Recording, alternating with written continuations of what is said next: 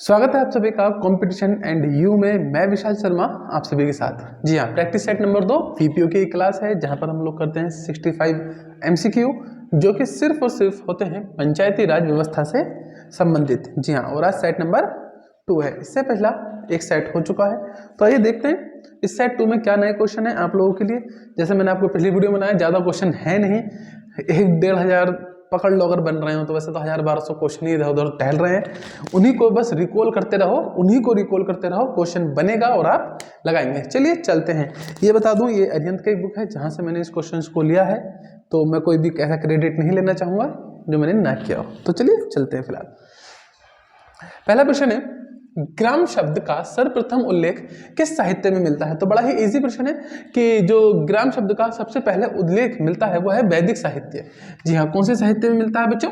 वैदिक साहित्य में इसका उल्लेख हमें देखने के लिए मिलता है। अगला ही प्रश्न है, मध्यकालीन भारत में ग्रामीण स्वशासन की प्रणाली पंचायती व्यवस्था किन कारणों से कमजोर हो गई? तो नगरों पर अधिक ध्यान देना, जमींदार को बढ़ावा देना, जागीरदारी प्रथा को बढ़ावा देना, उपरोक्त सभी। तो ये सभी हैं, याद रखना। देखिए, नगरों पर अधिक बल दिया गया उस समय, और जमींदार को बढ़ावा दिया गया, और जागीरदारी प्रथा को भी बढ़ावा दिया गया। तो आंसर बनेगा उपयुक्त सभी। ऑप्शन नंबर डी इसका सही आंसर होगा।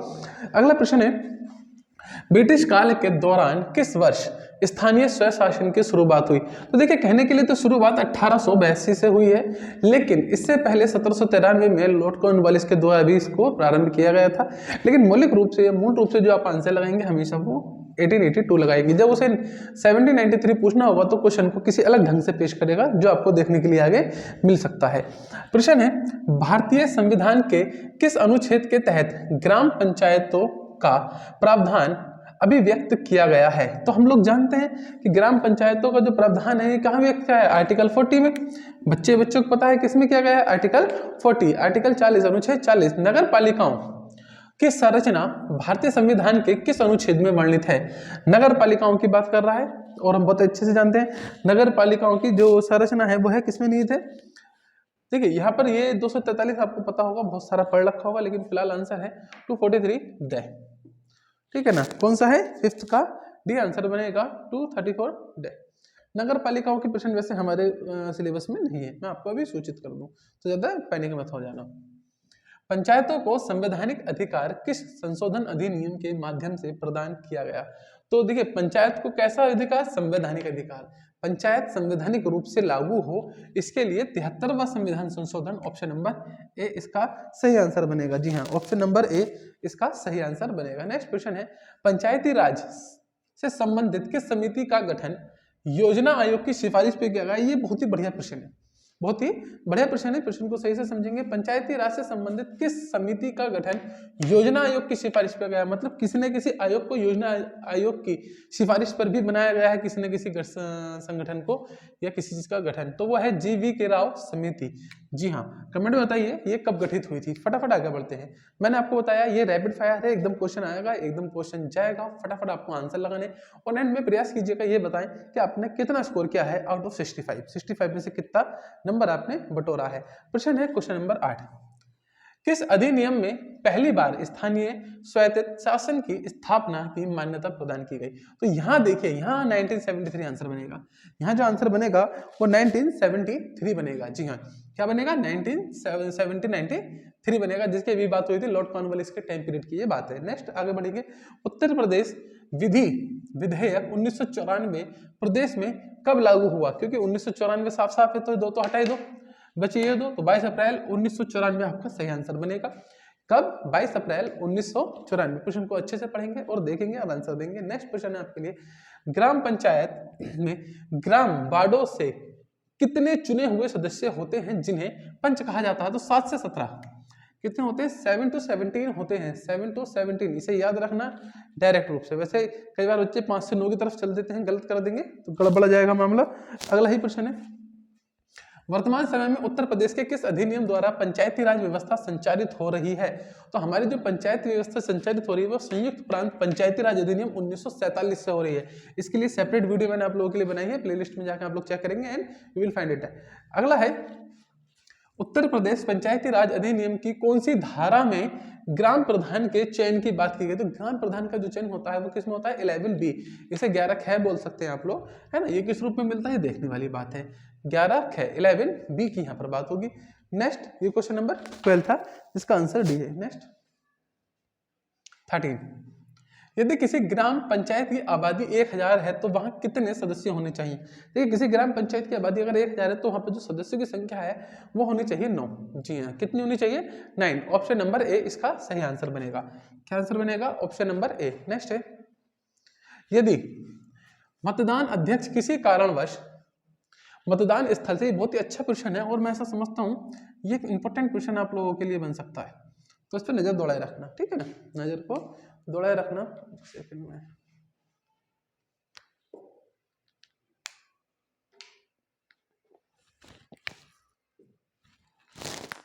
चलिए,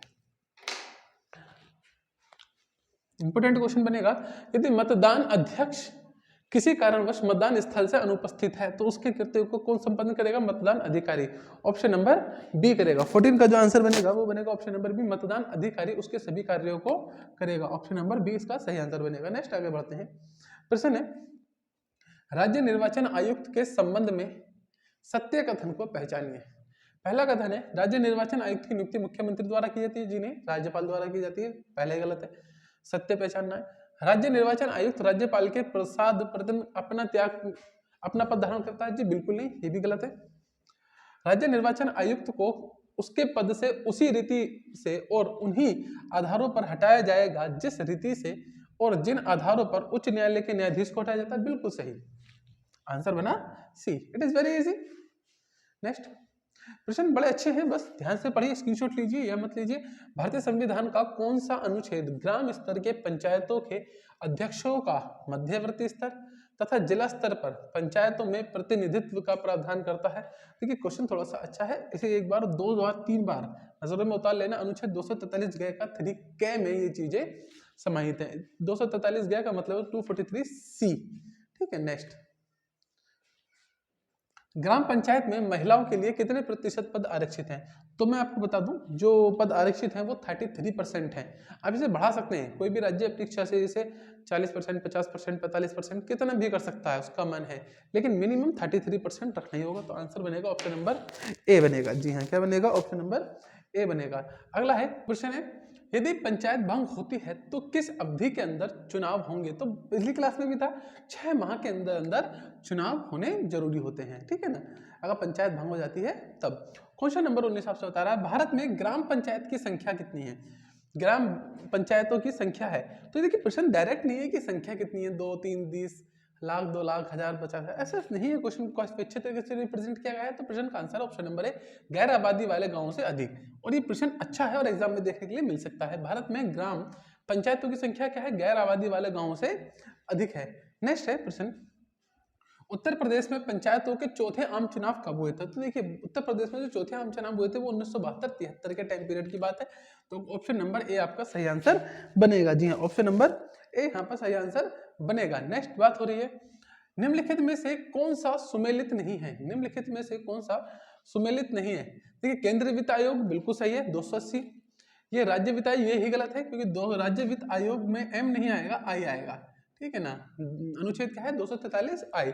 लोक सेवा आयोग 315 बिल्कुल सही है। निर्वाचन आयोग 324 बिल्कुल सही है। तो आंसर क्या बनेगा, ऑप्शन नंबर बी बनेगा। जी हाँ, कौन सा सुमेलित नहीं है पूछा, ऑप्शन नंबर ए बनेगा। नेक्स्ट है, उत्तर प्रदेश राज्य वित्त आयोग के अनुसार पंचायती राज संस्थाओं को प्रदत्त 40% अंकों में से ग्राम पंचायत को कितना दिया जाता है, 70% दिया जाता है। असल में इनका अनुपात होता है 70, 15 और 15 का अनुपात यहाँ पर होता है और ग्राम पंचायत को सबसे अधिक मिलता है। ये 40 में से हो रही है बात है ना, तो 70% मिलेगा। ऑप्शन नंबर बी यहाँ पर सही आंसर बनेगा। जी, ऑप्शन नंबर बी सही आंसर बनेगा। नेक्स्ट क्वेश्चन है आपके पास, तो क्वेश्चन है अगला, उत्तर प्रदेश राज्य का पहला वित्त आयोग कब गठित किया गया। जी हाँ, पहला वित्त आयोग, तो हम जानते हैं कि पहला वित्त आयोग जो गठित किया गया था वो 1994 था, 1994। याद रखना, साफ साफ लिखा है कि उत्तर प्रदेश का।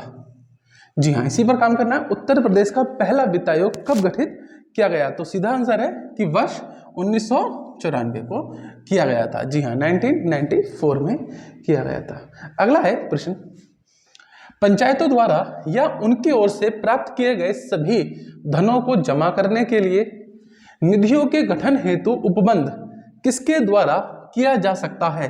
तो देखिए, इस प्रकार के कार्य के लिए एक ही चीज है, वो है राज्य विधानमंडल। जी हाँ, कौन है?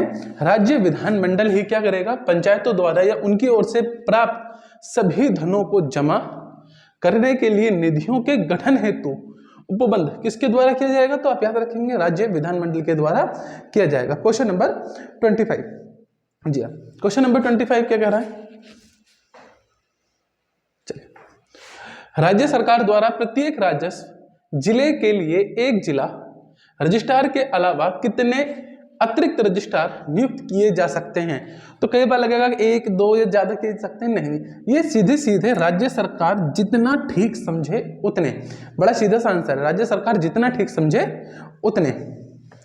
ठीक है, नेक्स्ट, रजिस्ट्रार द्वारा जन्म या मृत्यु की कितनी प्रतियां निःशुल्क जारी की जा सकती है? तो याद रखना, केवल पहली प्रति ही निःशुल्क जारी होती है, इसके अलावा अन्य प्रति चार्जेबल होती है, उनका एक शुल्क, निर्धारित शुल्क दिया जाता है। नेक्स्ट है, ग्राम पंचायत योजना के कुल कितने चरण हैं? ये प्रश्न बहुत ही बढ़िया है। ग्राम पंचायत विकास योजना के कुल कितने चरण हैं? जी हाँ, ग्राम पंचायत विकास निर्माण के कुल कितने चरण हैं? फटाफट बताइए, बड़ा ही आसान है, इसके 5 चरण हैं। जी हाँ, और 5 चरण आपसे पूछे भी जाते हैं, ठीक है ना, क्योंकि हम डिटेलिंग नहीं कर रहे हैं, कुछ खास क्या कर ही नहीं रहे हैं। तो याद रखना 5 चरण है, और 5 चरणों को याद रखना, किसी न किसी उसमें मिलते रहेंगे। ग्राम पंचायत विकास योजना निर्माण के किस चरण में? देखिए, पूछ लिया चरण का प्रश्न। ग्राम पंचायत विकास योजना के संसाधनों का निर्धारण एवं ड्राफ्ट प्लान का विकास किया जाता है। तो याद रखना, ये जो मिल जाए ना, निर्धारण एवं ड्राफ्ट प्लान, इसका जो किया जाता है, ये चौथे में किया जाता है, 4th में किया जाएगा। किसमें? 4th में। ऑप्शन नंबर डी यहाँ पर सही आंसर बनेगा। नेक्स्ट, देखिए, क्लास का उद्देश्य सीधा सीधा है कि आप आए, फटाफट क्वेश्चंस को देखें, आंसर लगाएं, आगे बढ़ें, ठीक है ना। क्लास क्योंकि ये पहले रिकॉर्ड होकर फिर आप इसे देखते हैं, रिकॉर्डेड क्लास है, तो आप इसे अच्छे खासे स्पीड पर देख सकते हैं, चुटकियों में काम खत्म हो जाएगा, ज्यादा वेट आपको नहीं करना पड़ेगा। और इसीलिए हमारी आपके और हमारे बीच ज्यादा बातचीत डायरेक्ट नहीं रहेगी, सीधे फोकस रहेगा कि पढ़ें आगे बढ़ें, पढ़ें आगे बढ़ें। जी हाँ, क्वेश्चन नंबर 29 क्या रहा है? 14वें वित्त आयोग ने ग्राम पंचायतों के लिए शर्त रहित मूल्य अनुदान और सशर्त निष्पादन अनुदान के बीच क्या अनुपात निर्धारित किया? तो याद रखना, इसके लिए जो अनुपात निर्धारित किया गया है वो 90 और 10 का अनुपात निर्धारित किया गया है। जी हाँ, 90 और 10 का अनुपात निर्धारित किया गया है। नेक्स्ट, आपसे बात कर रहा है कि पंचायती संस्थाओं के वित्तीय सशक्तिकरण में केंद्र या केंद्रीय वित्त आयोग की भूमिका होती है। भैया, सीधी सीधी बात है, वित्त की बात हो रही है तो वित्तीय सहायता उपलब्ध कराना ही एक मेन है, बाकी तो हो जाता है, मेन चाहिए पैसा।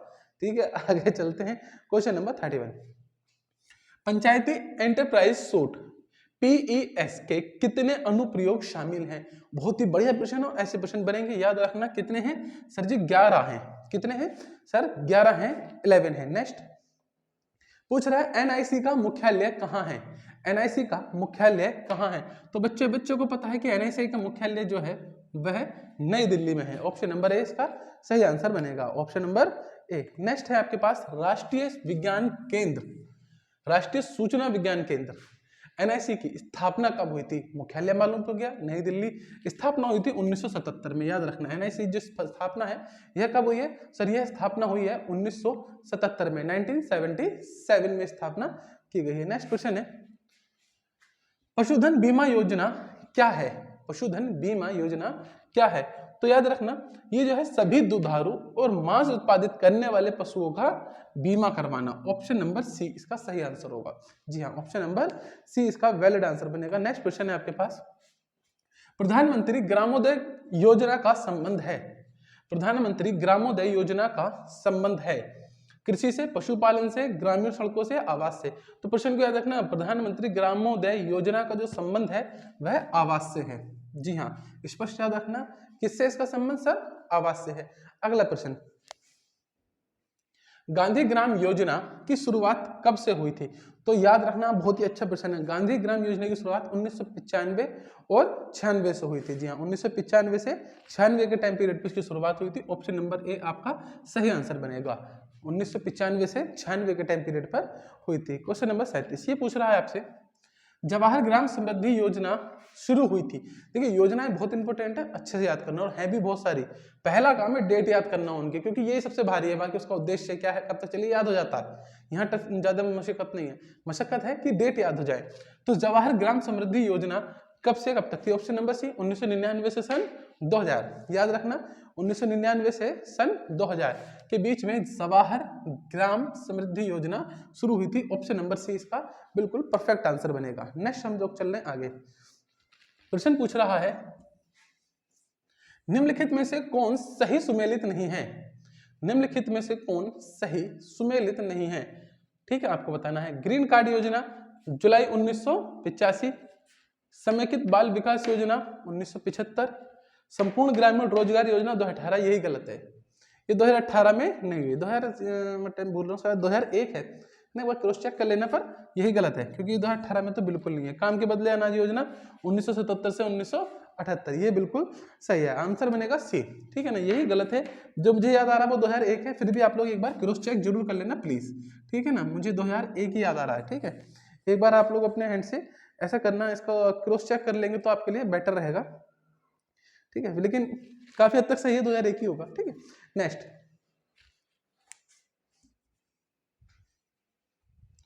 सामान्य सेवा केंद्र सीएससी की संरचना में शामिल है राज्य डिजाइन प्राधिकरण, ग्राम स्तरीय उद्यमी सेवा केंद्र एजेंसी, या ये सभी? ये सभी सीधा सा आंसर, बड़ा इजी सा क्वेश्चन बने जाते हैं, तो कुछ नहीं है प्रश्न, एकदम बड़े आराम से आप लगा लेंगे, डी आंसर है।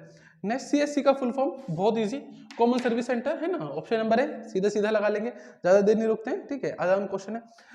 ये देखेंगे, राष्ट्रीय ग्राम स्वराज अभियान की शुरुआत कब की गई? राष्ट्रीय ग्राम स्वराज अभियान की शुरुआत कब की गई? अप्रैल 2020, अप्रैल 2022, सितंबर 2021 या मार्च 2023? राष्ट्रीय ग्राम स्वराज अभियान ये अप्रैल 2022, जी हाँ अप्रैल 2022 आप इसका आंसर लगाएंगे। ऑप्शन नंबर सी इसका सही आंसर है, राष्ट्रीय ग्राम स्वराज अभियान, RGSA, याद रखना बहुत इंपॉर्टेंट है, अप्रैल 2022 इसका सही आंसर बनेगा। अगला प्रश्न है और कह रहा है राष्ट्रीय प्रदर्शन योजना, राष्ट्रीय प्रदर्शन योजना का संबंध ग्रामीण विकास के किस क्षेत्र से रहा है? राष्ट्रीय प्रदर्शन योजना का संबंध ग्रामीण विकास के किस क्षेत्र से रहा है? किससे है? पंचायती राज विकास से, ग्रामीण पेयजल से, ग्रामीण स्वच्छता से या ग्रामीण सड़क से? राष्ट्रीय प्रदर्शन योजना का संबंध, बड़ा ही आसान प्रश्न है, फटाफट आंसर दीजिए।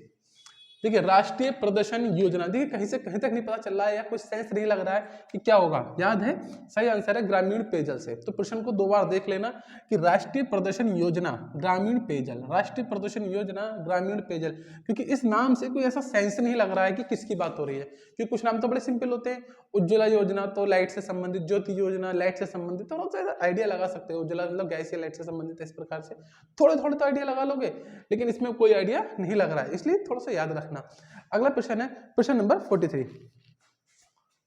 ये कह रहा है निम्न में से कौन एकीकृत ग्रामीण विकास कार्यक्रम के प्रमुख कार्य हैं? सस्ती दरों पर ऋण उपलब्ध कराना, रोजगार के अवसर उपलब्ध कराना, स्कूली बच्चों को आर्थिक मदद करना, उपलब्ध सभी हो गए, नो इश्यू, बहुत ही अच्छा। Next question number 44।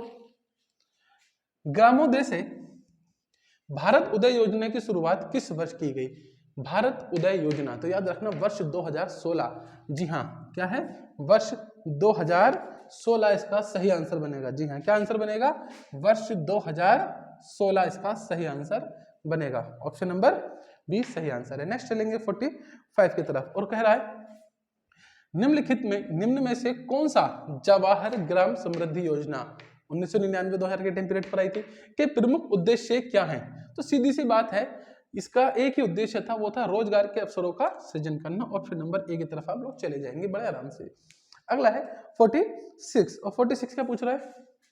जल जीवन मिशन, बहुत ही अच्छा प्रश्न है। जल जीवन मिशन को पूर्ण करने के लिए क्या लक्ष्य निर्धारित किया गया? तो इसे सीधे सीधे याद रखना 2019 से 2024 तक का लक्ष्य था। ऑप्शन नंबर डी, जी हाँ अच्छे से याद रखने की कोशिश करना, वर्ष 2019 से 2024 तक का इसका एक लक्ष्य निर्धारित किया गया था। आगे चलते हैं, बात कर रहा है क्वेश्चन नंबर 47 की। प्रधानमंत्री आवास योजना ग्रामीण के अंतर्गत लाभार्थी को खुद का पक्का मकान बनाने के लिए सरकार द्वारा कितनी धनराशि प्रदान की जाती है? प्रधानमंत्री आवास योजना सीधा आंसर है, सबको पता है, बहुत फैली थी बात। 1,20,000। यहाँ कितनी राशि? 1,20,000। नेक्स्ट है क्वेश्चन नंबर 48।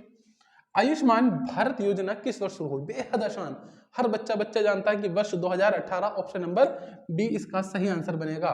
जी हाँ, ऑप्शन नंबर बी, 48 का बी। नेक्स्ट, पंचायती राज मंत्रालय ने मेरी पंचायत मेरा अधिकार जन सेवाएं हमारे द्वार के तत्वाधान में सिटीजन चार्टर अभियान संचालित किया था कब? 1 जुलाई से 30 सितंबर 2021, 15 जुलाई से 25 अगस्त 2021, 24 अप्रैल से 20 सितंबर 2021, 5 जुलाई से 29 सितंबर 2021। तो इसका आंसर होगा ए, 1 जुलाई से 30 सितंबर सन 2021। 49 का आंसर बनेगा ए। नेक्स्ट क्वेश्चन है आपके पास,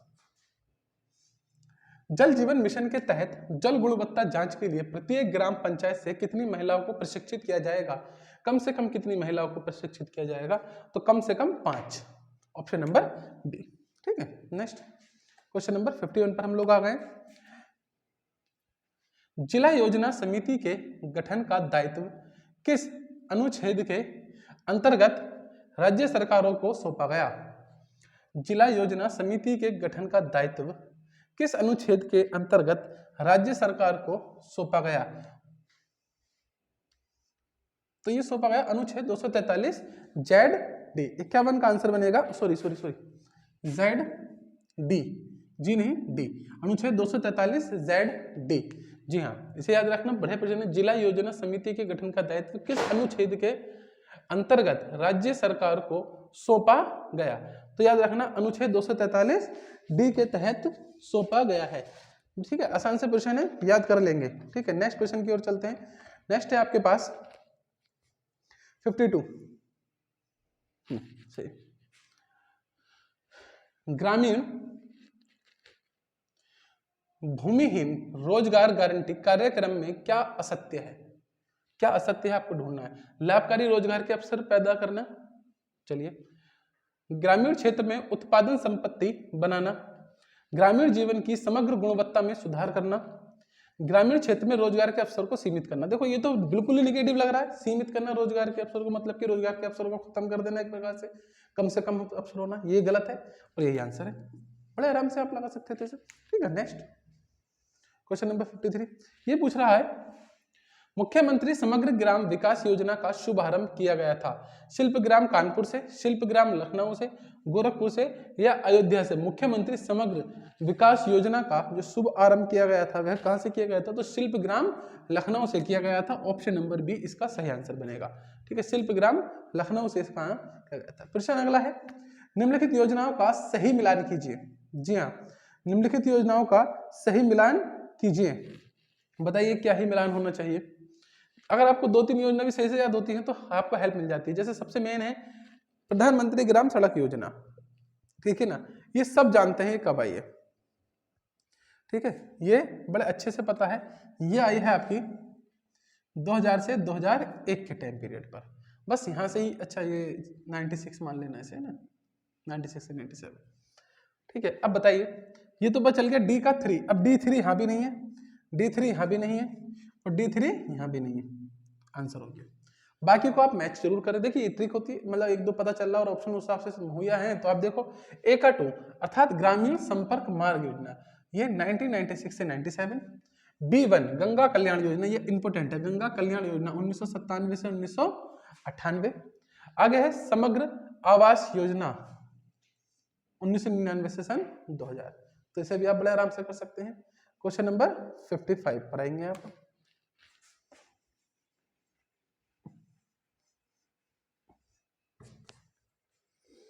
उत्तर प्रदेश में मनरेगा को किस वर्ष प्रारंभ किया गया? तो 2006 में, जब पूरे देश में जब लागू हुआ था। स्टार्टिंग में तो उत्तर प्रदेश शामिल था, ठीक है, क्योंकि स्टार्टिंग में सभी क्षेत्रों में शुरू नहीं किया गया था, पर उत्तर प्रदेश था। तो उत्तर प्रदेश में मनरेगा को किस वर्ष प्रारंभ किया गया? सन 2006 में। 55 का आंसर हो जाएगा डी। नेक्स्ट है क्वेश्चन नंबर 56। उत्तर प्रदेश के गांवों में मूलभूत आवश्यकताओं को बढ़ावा देने हेतु किस वर्ष स्वावलंबी ग्राम योजना का शुभारंभ किया गया? तो स्वावलंबी ग्राम योजना 2016, याद रखना, स्वावलंबी ग्राम योजना, जो सही आंसर बनेगा वो बनेगा सन 2016। जी हाँ, ऑप्शन नंबर बी। 56 का हो जाएगा बी। नेक्स्ट है आदर्श ग्राम के तहत व्यक्तिक विकास से संबंधित क्रियाकलाप है व्यवहार में परिवर्तन, सांस्कृतिक विरासत, दोनों सही। ठीक है ना, 57 का सी, इजी है एकदम। ठीक है, नेक्स्ट सखी मंडल किसके विकास योजना से संबंधित है? सखी मंडल किसके सखी मंडल किसकी विकास योजना से संबंधित है? तो सीधी सी बात है, ग्राम पंचायत विकास योजना से संबंधित है। पहली बात तो ये तो बिल्कुल ही गलत है, नगर का तो यूज ही नहीं है ना। पर फिलहाल आंसर सीधे सीधे आपको सखी मंडल किसकी विकास योजना से संबंधित है? ग्राम पंचायत विकास योजना से संबंधित है। क्वेश्चन नंबर 59 की ओर। उत्तर प्रदेश में मुख्यमंत्री पंचायत प्रोत्साहन पुरस्कार योजना का उद्देश्य क्या है? कि पुरस्कृत पंचायतों को आदर्श मानकर अन्य पंचायतों को प्रेरणा देना। बिल्कुल सही। ठीक है ना, देखिए किसी भी पंचायत को अगर प्रोत्साहन पुरस्कार मिल रहा है तो इसलिए थोड़ी ना मिल रहा ताकि उसकी वित्त की कमी पूरी हो, उसके लिए तो अनुदान अलग से मिलता है। ठीक है ना, और ये दो फिर अपने आप हट जाते हैं। तो सीधी बात है, पुरस्कार इसलिए दिए जाते हैं ताकि बाकी भी उससे सीख लें और आगे बढ़ें। तो ऑप्शन नंबर ए इसका सही आंसर बनेगा। क्वेश्चन नंबर 60 के बाद आगे देखेंगे। 60 भारत में स्मार्ट विलेज का मॉडल विश्व के किस मॉडल पर आधारित है? तो बस सब जानते हैं इसे, यूरोपीय मॉडल के आधार पर आधारित है। ऑप्शन नंबर ए सही आंसर होगा। ठीक है, नेक्स्ट चलते हैं 61। जेल में जन्म या मृत्यु के पंजीकरण के लिए कौन जिम्मेदार है? कोई याद करने की आवश्यकता नहीं है, सबको रटा हुआ होता है भैया, जेलर जिम्मेदार होगा। 62 ग्राम सभा की बैठकें प्रतिवर्ष होती हैं खरीफ की फसल कटने के तुरंत बाद। बिल्कुल सही। रबी की फसल कटने के तुरंत बाद, ये भी सही। तो आंसर हो जाएगा ऑप्शन नंबर सी, और भी दोनों। बहुत ही आसान प्रश्न थे। ठीक है, नेक्स्ट 63। ब्रिटिश भारत में सर्वप्रथम केंद्रीय जन्म, मृत्यु और विवाह पंजीकरण का अधिनियम आया था 1886। ये बहुत ही बढ़िया प्रश्न। ठीक है ना, ये एकदम बढ़िया प्रश्न है, याद रखना। जी हाँ, ब्रिटिश भारत में सर्वप्रथम केंद्रीय जन्म, मृत्यु और विवाह पंजीकरण अधिनियम कब आया था? तो 1886 में आया था। नेक्स्ट 65, सेकंड लास्ट क्वेश्चन है।